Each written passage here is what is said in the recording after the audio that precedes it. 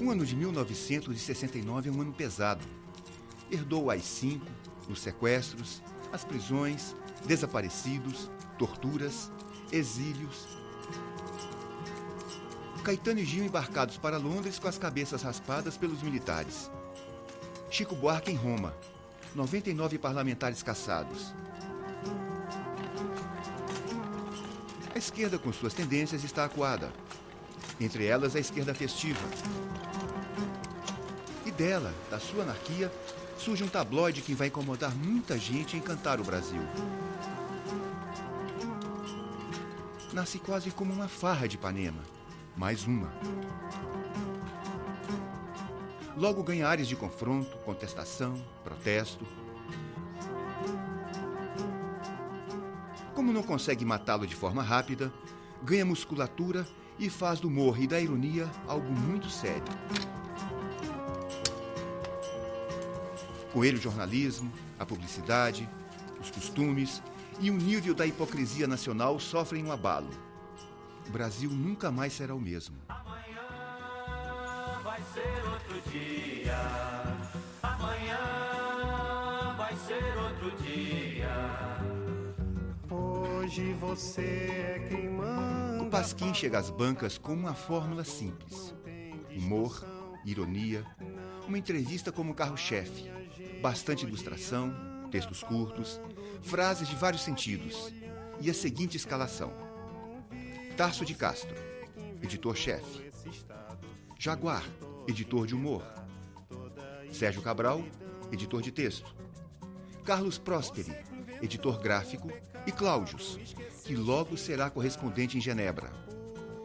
A eles se juntam Ziraldo, Milor, Luiz Carlos Maciel, Paulo Francis, Mais Enfio, Ivan Lessa, Miguel Paiva. E aos poucos, Sérgio Augusto, Caetano, Vinícius, Glauber, o mundo pensante de Ipanema. O que estava sendo discutido era o nome do jornal. Eu me lembro que eu fiquei em casa, eu arranjei uns 80 nomes. Então relacionei tudo e tal e fui para encontrar com o Tarso e com o Jaguar. E aí o Jaguar falou assim, o Jaguar já tem nome? Eu sugeri o nome Pasquim. Por quê? Porque eu disse que todo mundo ia chamar esse jornal que nós íamos fazer de Pasquim. Então a gente já cortava a onda dos caras, né?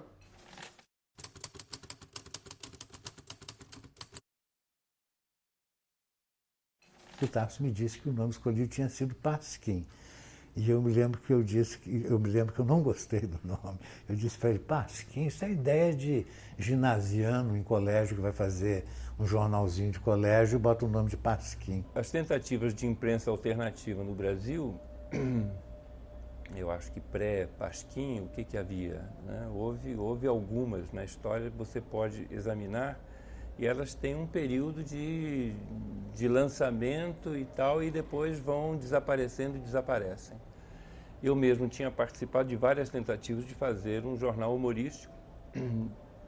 O Pasquim, naquele momento, era mais um. Eu estava em São Paulo, já foi lá em casa, abriu o meu arquivo, tirou uma opção dos heróis, uma opção de desenho meu que tinha inédito lá em casa. E o Milor escreveu um artigo especial para esse número 1, dizendo, independente? Tá bem, vocês são independentes. Meio já dizendo que não havia possibilidade de uma imprensa independente. E aí saiu primeiro no Pasquim, quer dizer, Milor e eu não somos exatamente fundadores do Pasquim. O jornal fez um sucesso extraordinário, a gente está desde o primeiro número, e aí, evidentemente, era um bando de megalomaníacos terríveis, né? Quer dizer, eu sempre falo que Deus fez o homem à sua imagem e semelhança e a humanidade falhou, porque Deus não se testou em grupo antes. Se ele tivesse testado em grupo, ele ia ver que era impossível. Acordos, né? O consenso é impossível.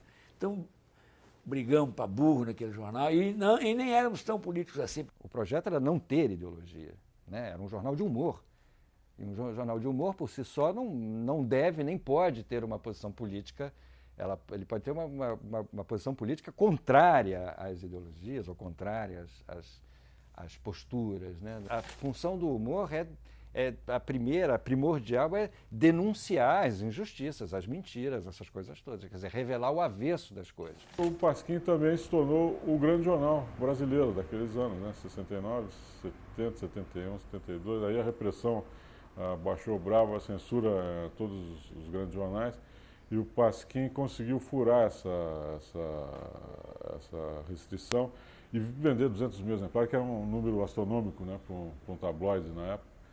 Então foi um pouco a bíblia de todo jornalista que tem hoje por volta de 50 anos, foi o Pasquim. Hoje existe o humor gaúcho, que é muito forte e é bem gaúcho mesmo, né?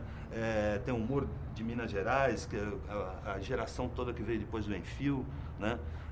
E tem o humor paulistano. Então, apesar de a gente estar fazendo um movimento contrário que o Pasquim propunha, o Pasquim foi responsável pelo surgimento de humor localizado mesmo, né? O Pasquim mudou a imprensa brasileira. Quer dizer, revistas sérias que surgiram como a Veja, por exemplo, a Veja, de uma certa forma, aquelas páginas amarelas são inspiradas no que o Pasquim fazia, né? E em outras publicações se vê a palavra dicas, várias palavras que foram introduzidas também, né? O próprio nome Pasquim e várias palavras que foram introduzidas, modismos que foram criados pelo Pasquim. Eu acho que isso foi uma coisa que foi um sopro de ar fresco dentro da imprensa brasileira, que não é que fosse tão conservadora assim, mas estava precisando de uma sacudidela, né? Na crítica, eu acho que o que havia era uma cumplicidade que nós tínhamos com os leitores absolutamente extraordinária. A gente sabia muito bem que a gente podia ser hermético, o censor não ia perceber isso, mas ali adiante, né, certamente o leitor ia saber o que a gente estava dizendo. Era espécie de um código secreto que a gente utilizava com o leitor. E o Pasquim começa revolucionando mesmo sem querer. Foi lançado o primeiro número, nós fizemos uma entrevista, foi o Ibrahim Suede. Nessa entrevista, que é o seguinte, eu era cartunista, chargista e nunca tinha escrito nada, né? Não entendia de parte de texto, ilustrador. O Tasso e o Sérgio Cabral eram tarimbados jornalistas e tal. E eu tirei a entrevista do gravador, não é? E eles sumiram, porque aquilo ali era uma bagunça, todo mundo vivia de porra e tal. E faltavam duas horas para... Eu já estava na oficina com o texto da entrevista tirado e editado por mim, né? Aí eles chegaram. Chegou o primeiro Tasso não sei de onde, o Sérgio Cabral não sei de onde. Aí e a entrevista? Eu falei, tá aqui a entrevista. Aí eles leram, não, mas tem que fazer o copydesk. Eu falei, o que é copydesk? Copydesk, botar em linguagem jornalística, porra. Falei, mas como linguagem jornalística? Tá ótimo desse jeito, cara. Linguagem jornalística, o quê? O que a gente falou, ele falou, tá aí, porra. Não, mas você não entende nada de jornalismo, rapaz. Isso aí não existe. Mas acontece que estava na hora de virar, já tinha festa programada de lançamento e não sei o que, não tinha, foi do jeito que estava, entendeu? E isto resultou numa revolução na imprensa brasileira, porque era a primeira vez que se publicava uma entrevista da maneira que a gente fala, e não da linguagem chamada copidescada de jornalismo, né? E eu poderia até dizer que foi um plano nosso, de uma coisa inovadora. Aconteceu por acaso, absolutamente, porque eu não sabia nem o que era copydesk e não tinha tempo de reescrever, porque estava na hora de rodar, virar a coisa, né? E foi assim que a gente, como eu digo, tirou o paletó e a gravata da linguagem jornalística. Primeiro número tiramos 14 mil exemplares. Aí às 10 horas, saiu numa quinta-feira, às 10 horas da manhã de quinta-feira, o Altair me telefonou e falou assim, olha, está esgotando o jornal, preciso tirar mais. Posso tirar mais 14 mil? Tira. Aí eu estou olhando, O Correio da Manhã, onde a gente rodava o jornal, rodou umas 14 mil. Ele, então, teve o sucesso que ele teve, não foi um sucesso instantâneo, imediato, ele foi crescendo rapidamente, mas não foi instantâneo. Houve um período em que as tiragens subiam, mas subiram relativamente devagar. Ipanema ainda não tinha sido apresentado ao Brasil por inteiro. Este pequeno tabloide fará isso com a força de uma TV, inventando, mudando e subvertendo valores num país em clima de sonho e medo. O Pasquim foi feito para Ipanema. Agora, acontece que naquele momento, e esses fatalismos históricos, naquele momento, Ipanema pautava o Brasil. Ipanema significava o Olimpo, quer dizer, essa deve ser a grande existência. Viver mesmo é viver em Ipanema, quer dizer. E aí o Pasquim vira o porta-voz desse modus vivendi. É muita coincidência histórica acontecendo quando o Pasquim se insere nela.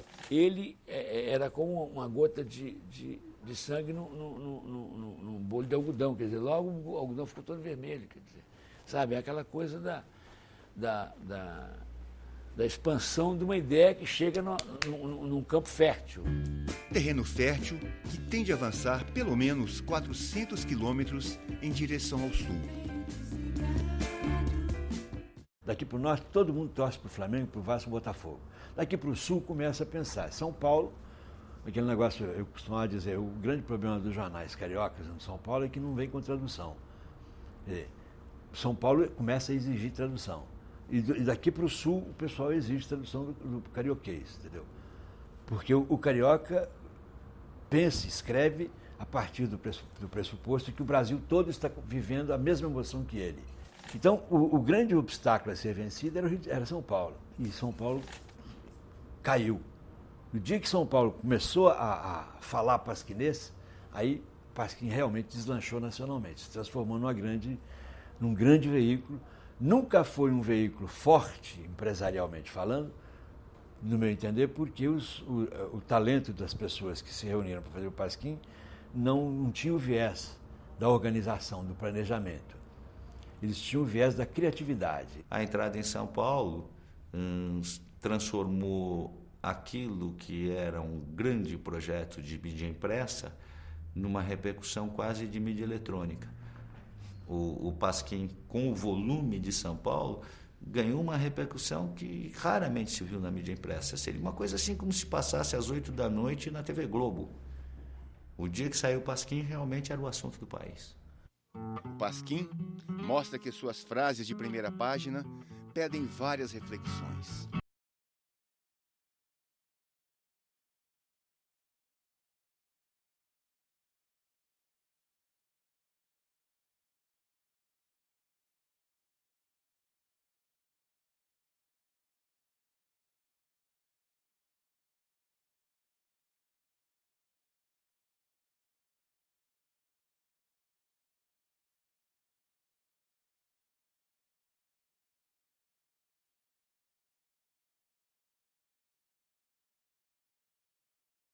Eu era secretária de redação, uma vez eu fiz um artigo para um almanaque desses do Pasquim, 10 anos de Pasquim, dizendo que no Pasquim lugar de mulher era na cozinha. Na verdade eu fazia a cozinha do jornal, né?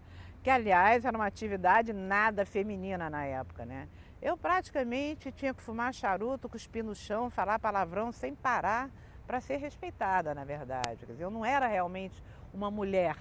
Assim, nesse sentido, eu não tinha um comportamento feminino, uma cabeça feminina, eu tinha uma cabeça muito masculina. Era um período, assim, extremamente divertido, né? Porque a guerra de vaidades pode ser muito engraçada, né? Provoca um brilho danado nas pessoas, todo mundo fica muito brilhante, né? Todo mundo cultivando a arte de esgrimir verbalmente, né? E como trabalho, engraçado, que como trabalho jornalístico não era muito difícil. Porque, na verdade, eram feudos. Então, o que era fechar o jornal? Era você receber as 2 páginas do Ziraldo, que era considerado, já era fechado antecipadamente, já era negociado que aquela semana ele ia fazer 2 páginas. as 2 páginas do Ziraldo, aquela semana o Ivan Lessa ia fazer uma página só, o Jaguar não sei o quê, entendeu? Então você, na verdade, você administrava esses feudos e fechava o jornal. Era mais uma coisa de priorizar temas. Ninguém dizia para o Paulo Francis que assunto o Paulo Francis ia abordar. Eu me lembro de uma entrevista com o Antônio Aich, na casa dele, que o uísque também rolou, adoidado, e o Vinícius de porre, inteiramente de porre, Vinícius. E o Antônio Aich era um cara muito formal, falava sério, né? E estava falando sobre o problema demográfico, como é que isso pode ser resolvido e tal. E aí o Vinícius falava assim, mas uai, é o seguinte, se eu comer a minha empregada, por exemplo, nós não somos... Eu fazia as perguntas, mas e o Aich não sabia o que falar, né? Evidentemente, a censura não demora a bater à porta. Chega com a inabilidade costumeira e humor insuspeito. A censura começa em 70, em janeiro de 70. Primeiro é exercida por uma senhora que era do Serviço Nacional de Censura, que censurava peça de teatro e tal, que acabou ficando muito amiga da gente, foi destituída por causa disso, que ela adorava a turma. Os censores sempre gostavam muito da gente, e eles eram eu lembro de uma censora, eu dizendo para ela assim, deixa passar isso, fulana. Ela falou assim, e quem é que vai sustentar meu filho? Se eu perco meu emprego. Então não havia um critério moral, havia garantia do emprego. E uma outra eu dizia para ela, mas que pena, né? Que tristeza você ter que viver disso, né? Você não fica, quando você vai de noite para casa, você não fica desesperado dizendo, poxa, eu tenho tanto talento, vivo para poder cortar o que artista cria. Isso não te faz mal, você ser a anticriação? Ela fala, para com isso, Geraldo, para com isso, eu já tenho tantos problemas, não fique me fazendo isso, eu tenho que pagar o aluguel, eu tenho que pagar meu filho, eu sou separado do marido. A primeira censora nossa, a dona Marina, ela chegou lá tal, e boa praça ela, entendeu? E ficava sentado do lado da minha mesa, e eu sempre com uma garrafa de uísque do lado, né? Aí ficava bebendo, eu vi que ela gostava, de vez em quando ela pedia um uísque. Aí todo dia que ela chegava tinha uma garrafa de uísque na mesa dela. Aí ela enchia a cara, provava tudo, foi demitida em pouco tempo. Aí ganhamos um censor que era o general Juarez, que era um pai da garota de Ipanema, da Heloísa, que era um militar de pijama, bonitão e tal. E o Ivan Lessa e o Jaguar que iam parlamentar. O jornal era todo enviado num pacote, os originais, desenho e texto, e uma cópia disso. E o general, sexta-feira, um dia da semana, o Ivan Lessa ia com o Jaguar lá para ver os cortes e fazer uma troca de favores. Chegaram, coronel. Aí o general dizia, você tem certeza que não tem nenhuma sacanagem aí? Não tem, não. Ah, então tá bom. Aí aprovava. Os textos do Francis, que chegavam por último, que vinham de avião, da Varig, ele lia na praia. Ele ficava ali no posto 6 jogando, sei lá, biriba com os amigos dele. Depois ele ia na redação do Pasquim de calção, toalhinha, pé sujo de areia, entregar. É o que você vê. Se você dá para fazer uma comédia.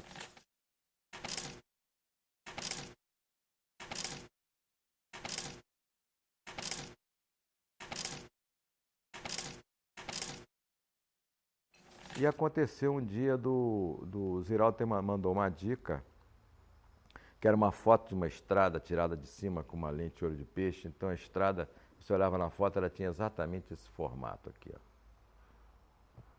E o Ziraldo olhou essa foto em casa, numa revista americana, virou para alguém que estava com ele e falou assim, nossa, que foto mais fálica.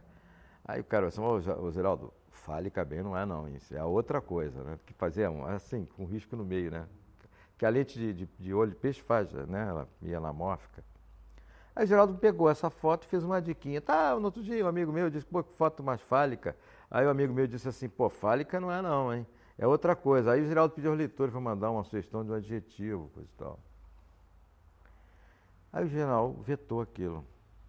Aí o Ivan Lessa falou, mas não, isso aqui é uma piada de colégio, uma coisa de criança, porra. Não, vocês pensam que me enganam, vocês estão esculhambando a Transamazônica. É como a Transamazônica? Isso aqui é uma estrada americana. Não, tá lá.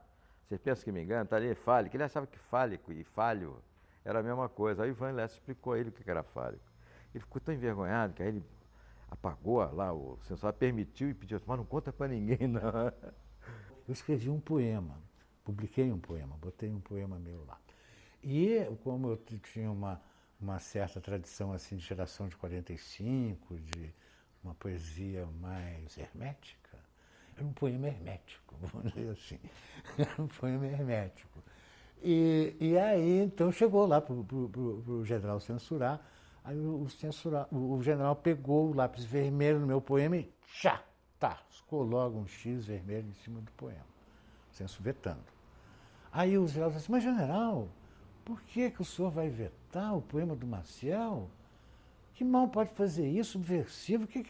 Não tem nada, isso aí é uma coisa que não tem pé nem cabeça, nem se entende o que está escrito aí, por que vai ser vetado? Aí o general disse assim, exatamente isso, porque não se entende. Por que o Maciel está botando um poema que não se entende no Pasquim? Pelo seguinte, porque o Maciel está passando para o leitor a seguinte mensagem subliminal. Como eu não posso escrever aquilo que eu quero, porque tem censura em imprensa no Brasil, eu escrevo uma coisa para ninguém entender. Bom, se o Maciel pensa isso, que ele não pode escrever porque tem censura no Brasil, isso é falso. É uma mentira, ele está mentindo e, portanto, eu censuro. Como se vê uma lógica irrepreensível. A censura ao Pasquim nunca foi uma censura inteligente, na realidade.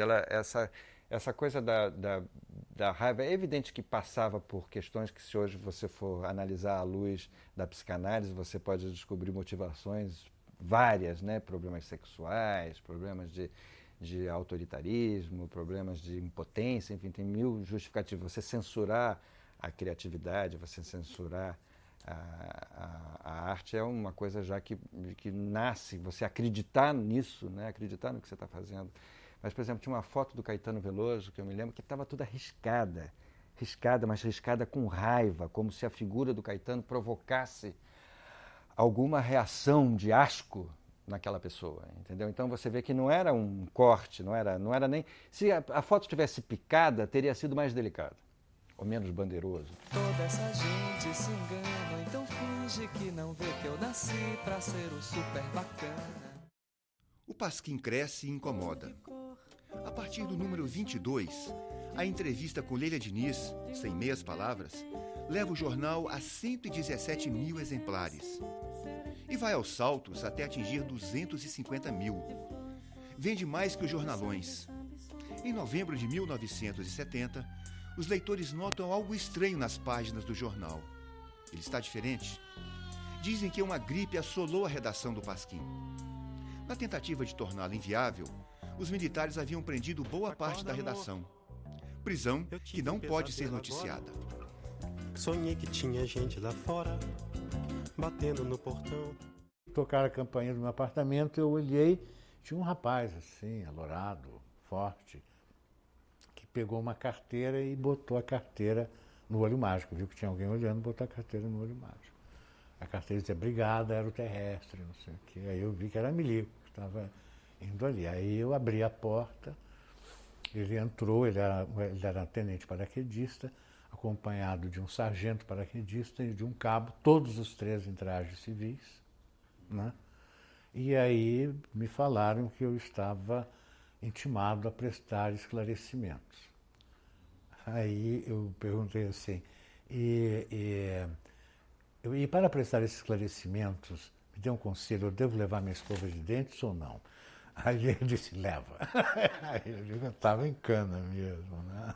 A Lei de Segurança Nacional vigente na época previa a detenção de qualquer cidadão brasileiro sem notificação judicial, de espécie nenhuma, para averiguações. Essa lei é que possibilitou os assassinatos todos que foram cometidos durante a vigência dela, né? Porque oficialmente ninguém estava preso. Aí pegava qualquer um lá na rua, botava num avião, jogava lá de cima, como fizeram. Pronto, ficava tudo por isso mesmo. Ninguém sabia quem tinha sido, quem não tinha sido. Eu fiz uma viagem que me levava aos Estados Unidos, a várias cidades dos Estados Unidos, me levava à Califórnia, depois eu tinha uma reunião em Santiago do Chile, e aí, em vez de voltar pelos Estados Unidos, eu dei um jeito e arrumei um jeito de passar pelo Rio de Janeiro. Claro, passar pelo Rio, passar uns dias, rever os amigos e tal. Eu, quando cheguei a Nova York, saí de Genebra, cheguei a Nova York, comprei o New York Times e abri o jornal. Não precisei nem abrir o jornal, porque estava na primeira página a notícia da prisão de toda a turma do Pasquim. Então, não era conveniente que eu passasse por aqui, porque certamente eu ia ser garfado também. Eu peguei aquele quadro Pedro Américo, né? Grito da Independência, não é isso, Pedro Américo? E aí botei um balão, eu quero é Mocotó, que estava na época aquela música de quem? De quem era mesmo? Hoje Jorge Benjol, né? E aí os caras me chamaram, o senhor não pode fazer isso como símbolo da pátria? Eu falei, que símbolo da pátria? O símbolo da pátria para mim é o hino nacional, a bandeira. Não, isso aí é o símbolo da pátria. Este quadro vagabundo de quinta categoria. Eu sei que nós pegamos numa cana de 2 meses, né? Mas ninguém foi torturado, não. A única violência física que houve foi contra o Maciel. Maciel, porque ele tinha o cabelo até aqui. Aí o coronel lá mandou cortar o cabelo dele, ele resistiu, foi ter que cortar na força, né? Ele queria fazer greve de fome e tal. Eu falei, olha, Maciel, você quer a minha opinião sincera? Você ficou muito melhor de cabelo curto. Eu fui a Campos, aqui no norte do estado do Rio, fazer uma palestra sobre eu e Fortuna. Até que chegou uma pessoa e falou, Sérgio, ligou lá para o jornal, lá para o Monitor Campista, acho que era Monitor Campista, uma pessoa dizendo para você ligar para casa urgente. E eu morava no Leblon, perto da praia. Eu falei, será que aconteceu alguma coisa com meu filho, algum filho meu? Será que eles morreram afogados? Estou pensando já nisso. Aí eu liguei, Magali, minha mulher atendeu. Falei, Magali, o que houve assim? O exército invadiu o Pasquim, estão à tua procura. Eu falei, que alívio. Eu falei, que bom. Nunca recebi uma boa notícia tão boa assim. O Paulo França telefonou da Vila Militar, Paulo França estava preso, dizendo para você se apresentar, porque eles só querem pegar o teu depoimento. Fomos nos apresentar. E aí ficamos 2 meses em cana. Aí começava a perguntar quais as nossas ligações com o comunismo internacional, se tinha recebido o chamado ouro de Moscou, né? Eu disse, olha, capitão, se chegou esse ouro de Moscou aí, eu vou brigar com todos esses caras do Pasquim, porque não me deram um tostão dele, ficaram com todo e não me deram nada, nem vi a cor desse dinheiro. Mas o cara, antes de fazer as perguntas, ele pegava um papel e passava a nossa vida pregressa, que era fornecido pela SNI, né? Assim, você na Bahia assinou o Manifesto dos Intelectuais, aqui no Rio você participou de não sei o quê, todos os meus pecados esquerdistas estavam registrados lá. A gente só foi interrogado algumas vezes lá no paraquedista, né? Que até o coronel lá perguntou ao Paulo França, o senhor assinou uma monção em favor do editor Enio Silveira? O Paulo França disse, não. Mas o senhor assinou a monção? Eu vi aqui, o seu nome está aqui. Eu nunca assinei monção. Como não assinou? O seu nome está aqui. Eu falei assim, coronel, monção, eu assinei uma moção. Monção é um fenômeno pluviométrico, eu não posso assinar. Tinha um pessoal assim que eram uns gorilas, uns caras enormes, tinha uns tenentes, que eram do tamanho dessa porta, assim, cada braço do tenente era da grossura da minha perna, assim, sabe? E um dia nós estávamos todos lá na cela, na Brigada Terrestre, quando chegou esse tenente, assim, todo mundo sai e entra na viatura. Os alunos assim, acho que vamos soltar, estamos levando porque vamos soltar. Eu digo, eu acho que não, e realmente não. ficou lá na Vila Militar e parou num prédio grande que tinha lá, que eu nem sei o que era, que quartel era, o que era aquilo. Mandaram a gente saltar. Aí saltamos, mandaram a gente entrar. Nós entramos, era um salão grande, inteiramente vazio, assim, sabe? Aí o tenente disse assim, e agora todo mundo tira a roupa. Roupa, tenente, disse assim, tudo, cueca e tudo, nu em pelo, todo mundo. Foi uma visão dantesca, né? Pensou, Jaguar, Sérgio Cabral, né? Todos peladinhos, olha só, uma coisa. Sabe o que era? Era um exame médico. Aí entraram os oficiais médicos que vinham fazer um laudo em que eles asseguravam que nós estávamos em perfeitas condições de saúde, sem marcas de tortura. Um dia eu vi um oficial, quando eles vinham conversar conosco. Mas veio um oficial, um capitão, que era um oficial de dia, no sábado à noite. E ficou conversando comigo e Ziraldo. E aí, lá para as tantas, ele falou assim, pô, eu fico conversando com vocês aqui, vocês aí dentro. Eu, não, vamos abrir. Aí abriu. E saímos. E sentamos assim numa escadinha que tem embaixo. Ficamos batendo papo ali. Aí ele estava animado e tal. Ele era fã da gente. Aí, ô Cabo, pede uma coisa para mandar 2 cervejas aqui e tal, 3 copos. Aí ficamos lá tomando cerveja. Aí, ô fulano, pede ao Sargento Santos para mandar o violão. Aí veio o violão, aí falou, toca uma música, Sérgio. Eu falei, eu não toco. Você não toca? Eu falei, não, eu até aprendi, mas agora não toco mais, não sei. Porra, não toca. Eu queria ouvir uma música. Aí o soldado que estava tomando conta da gente, em pé, assim, com metralhadora na mão, falou assim, eu toco. Ó, capitão, você toca? Eu toco. Então toca. Aí pegou o violão, deu para ele. Ele pegou a metralhadora e me deu. Aí ficamos, eu com a metralhadora, preso aqui com a metralhadora, e ele cantando o sucesso do Nelson Gonçalves. Boemia, aqui me tem. Que lá no meio da música o capitão falou assim, aí já escolhi a maçã demais, me dá esse traço para cá, essa metralhadora, né? O jornal não pode parar. Seria uma rendição. Além disso, ele já é o ganha-pão de muita gente.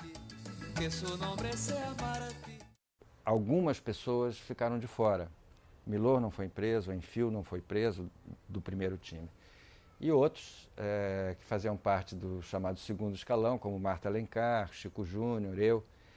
E nós, por contingência, tivemos que fazer o jornal substituindo esse pessoal todo, porque principalmente não se podia anunciar em nenhum lugar da imprensa que a redação do Pasquim tinha sido presa. A famosa gripe. E aí nós tivemos que fazer o Pasquim um pouco tentando suprir a ausência, ou seja, fingindo que ninguém tinha se ausentado. Entendeu?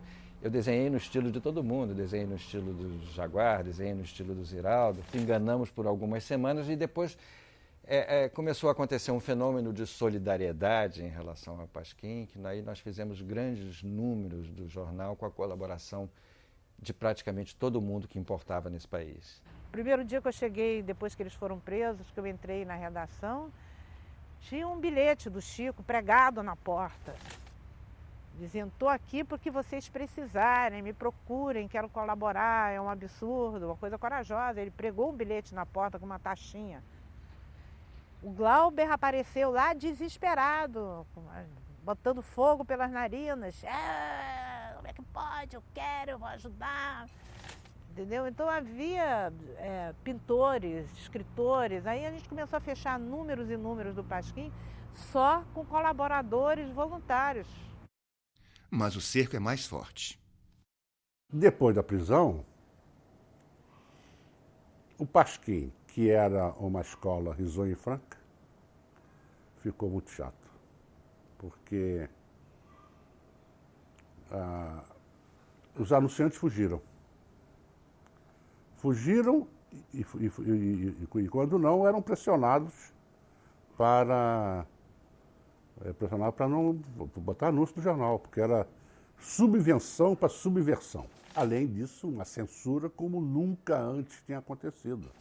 Era devastadora, porque ela não só corroía a criatividade, né, e a liberdade de expressão, como ela corroía economicamente. Isso tinha um custo muito alto para o jornal.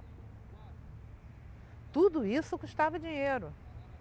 Sem falar no tempo, o atraso na produção do jornal, o atraso a chegar nas bancas, as consequências disso em termos de distribuição. Os militares, naquela época, não primavam pela sutileza, nem pela inteligência excessiva. Quer dizer, nós acabamos aprendendo como driblar a visão de censura deles, entendeu? Mas isso, funcionalmente, dava muito trabalho. Quando era feito em Brasília, era muito difícil, porque a gente não tinha como contestar. Então, para a gente poder salvar 80% de um jornal, nós tínhamos que mandar 360% de um jornal. E o humor, o humor é extremamente transformador. O humor é uma linguagem subversiva, por si só. Entendeu? Uma coisa feia. Então ele vai sempre descobrir uma maneira de pular aquele muro que construíram na frente dele. Então, não há maior alimento ou incentivo ao humor do que a censura. Os militares notam que a censura continua alimentando o jornal. Resolvem liberar o Pasquim, mas sempre com a possibilidade do retorno da censura e da arrasadora apreensão na banca. É a autocensura. O telefone tocou na redação, a Nelma, a secretária, atendeu e falou assim: "Ô, Jaguar, é para você, de Brasília." Aí o Jaguar falou: "Ah, meu Deus. Ah, vem problema." Aí atendeu o telefone. "Sim." Eu estava do lado. "Sim."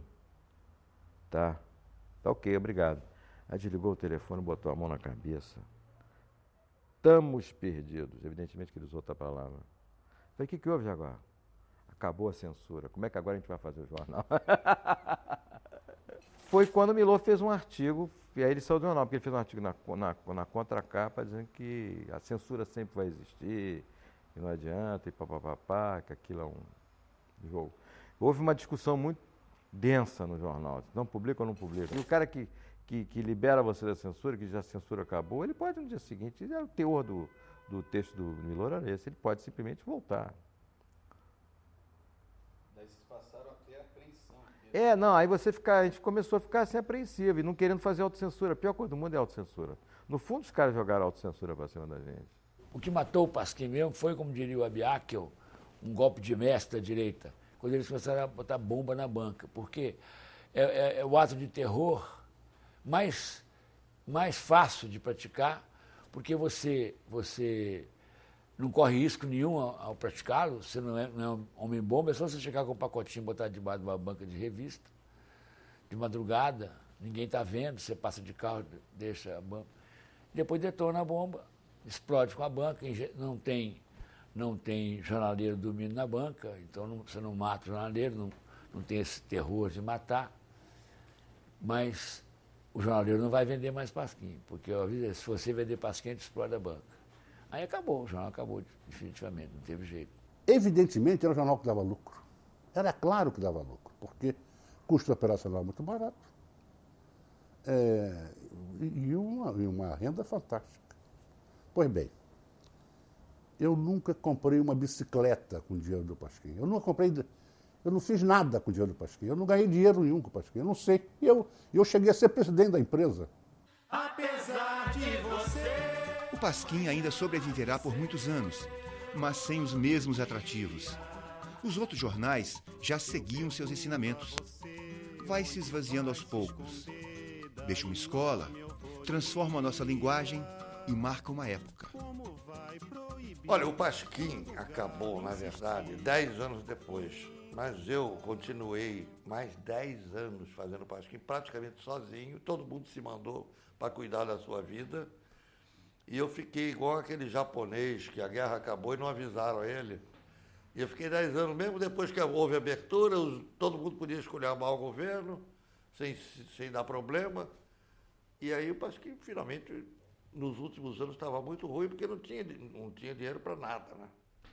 Eu morava embaixo, eu morava na redação, porque eu não tinha dinheiro para pagar aluguel. O Pasquim foi uma escola, realmente foi. Para mim foi uma escola porque eu aprendi tudo ali, desde paginação. Porque, por exemplo, nós três, somos desenhistas e a gente passou a fazer o Planeta Diário de cabo a rabo. Quer dizer, a gente escrevia, paginava, fazia tudo, até colava as letras.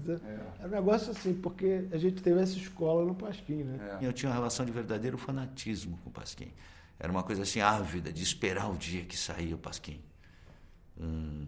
E certamente o Pasquim, assim como ele tirou o empolado da linguagem do jornalismo brasileiro, ele, sem dúvida nenhuma, estabeleceu o coloquial para muitas outras áreas. Tanto que, por exemplo, em 1978, então aí já se passa muito tempo, eu comecei a trabalhar em publicidade no ano de 1970 para 71, mas em 78 foi quando eu criei a campanha de Bombril, que teoricamente ela é vista como o primeiro momento de extrema coloquialidade na publicidade brasileira. E racionalizando hoje, com uma câmera na frente, falando do Pasquim, eu não tenho dúvida nenhuma que a influência exercida pelo Pasquim anteriormente, inclusive, estava no mínimo subconscientemente presente na minha cabeça no momento que eu comecei a escrever aquilo. A imprensa inteira mudou depois do Pasquim. Era difícil você ler uma entrevista despojada dentro de um grande jornal, na imprensa oficial, né? Na grande imprensa. Era muito difícil. Eu acho que o Pasquim trouxe um frescor maior. A gente aprendeu a ser um pouco mais relaxado na hora de elaborar um texto, ou fazer uma entrevista, ou até na diagramação, mudou muito. Eles fizeram uma revolução, né? Não só no desenho. Os nossos grandes mestres são eles, né? O Jaguar, o Ziraldo. O Ziraldo é o nosso Picasso, o Jaguar é o nosso Matisse, né? O Milor junta o escritor e o desenhista. O Enfio foi uma coisa, era o nosso Dom Martin, né? Que era aquelas piadas rápidas com onomatopeias e tal. E com personagens, né? Hoje em dia eu acho que a gente de uma certa forma ganhou a guerra. Não ganhou da maneira que a gente queria, ainda tem muita guerra para lutar, mas a nossa geração, ela sonhou, ela lutou, ela fez, não fez, sonhou um sonho que não era possível na época, a gente batalhou, e alguma coisa a gente ganhou com tudo isso, né?